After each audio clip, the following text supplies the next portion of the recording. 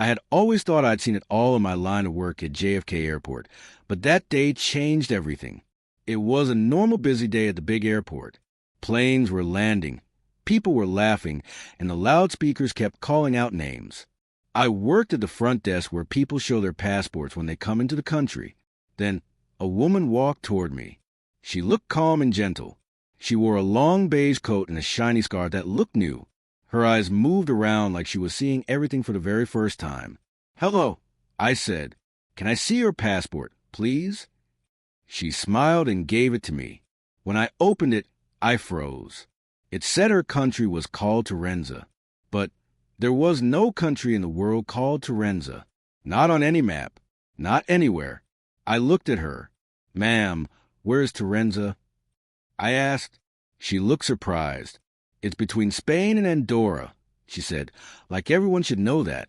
My coworker beside me whispered, "That's not possible. There's no country there."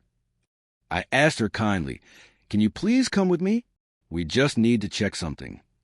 She nodded and followed me into a small room with white walls and bright lights. She sat down quietly, holding her small blue bag close. I typed the name Torenzá into the computer. Nothing came up. I tried again. Still nothing. It was like the country had never, ever existed. "Ma'am," I said, "we can't find your country in our system." She blinked, looking confused. "What do you mean?" she asked softly. "I've been here before. 2 years ago. I have stamps from this same airport." I checked the stamps. They looked real, but none of them matched anything in our records. Just then, the lights flickered. The computer screens went fuzzy for a second. When the screens came back, her face on the camera looked a little slower than her real self, like she was in a video that was behind by a few seconds. I asked, "Are you okay, ma'am?" She looked out the window. "Something's wrong," she said. "This place looks different. It feels wrong." "What do you mean?" I asked. She turned to me and asked quietly, "Where am I?" "This is New York," I said. "You're in America." She shook her head slowly. "No," she whispered. "No, this is not where I'm going. This is not my destination." Everyone in the room went silent. She stood up from her chair, her hands shaking. She looked scared now. "Something's wrong," she said again. "I shouldn't be here." And then, before anyone could move, the lights blinked again. In less than a second, she was gone. Just gone. The chair was empty. Her passport was still on the table. The camera showed it clearly. She didn't walk away. She didn't run. She just vanished.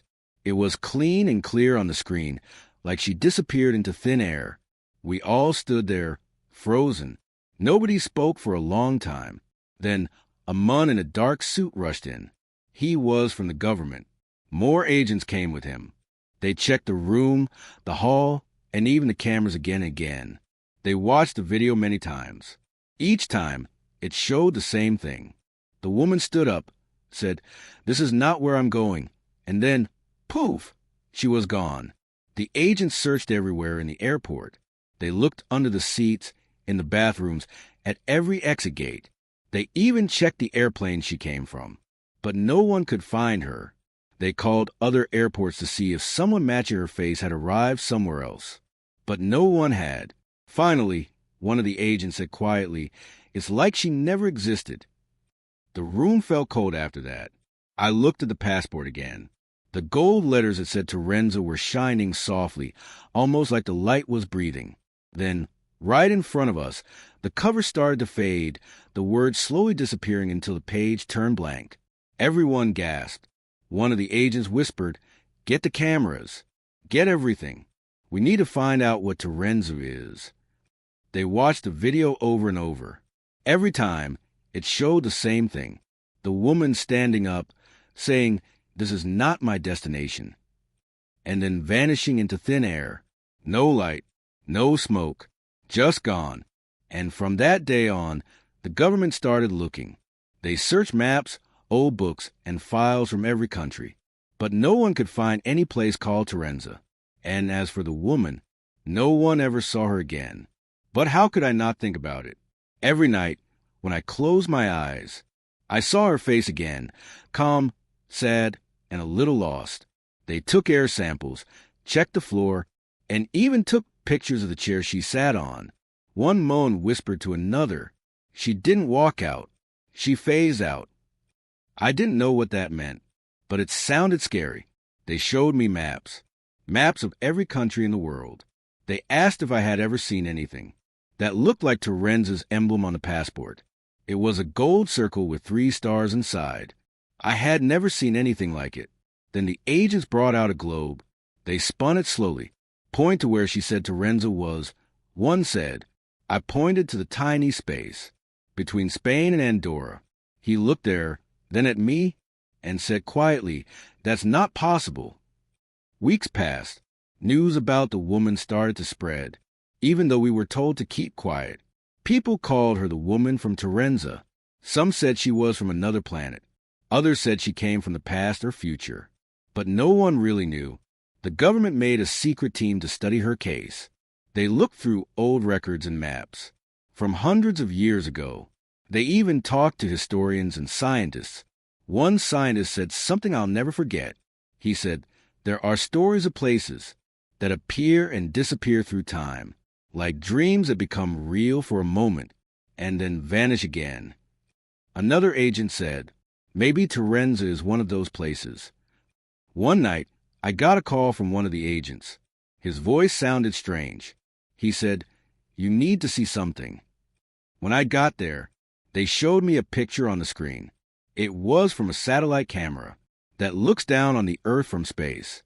And right there, in the middle of the sea near Spain, was a small island glowing faintly. But the next day, it was gone. It appeared for only 5 minutes, the agent said. Then it disappeared, like it was never there. I felt a chill run down my arms. Could that be Torenzá? I asked. He didn't answer. He just stared at the screen. After that, strange things started happening. Planes flying over that same part of the sea said their compasses went wild, their lights flickered, and their radios made soft, whispery sounds in a language no one could understand. People who lived near the coast said they saw lights far out on the water at night, like a small city shining under the waves. One fisherman said he heard music coming from the sea. It sounded sad, like someone calling home but never getting an answer. The agents never stopped searching. They said if the woman really came from Torenzá, then maybe others could come too. So they watched every flight, every passenger, every strange passport that didn't match the system. Sometimes I still work at the same airport, and sometimes when the night is quiet and a flight from far away lands, I feel that same cold wind on my neck. I look up and wonder, what if she comes back? What if Torenzá is real? And one day, the world wakes up to find it, right there on the map, just where she said it was. What do you think happened to the woman from Torenzá?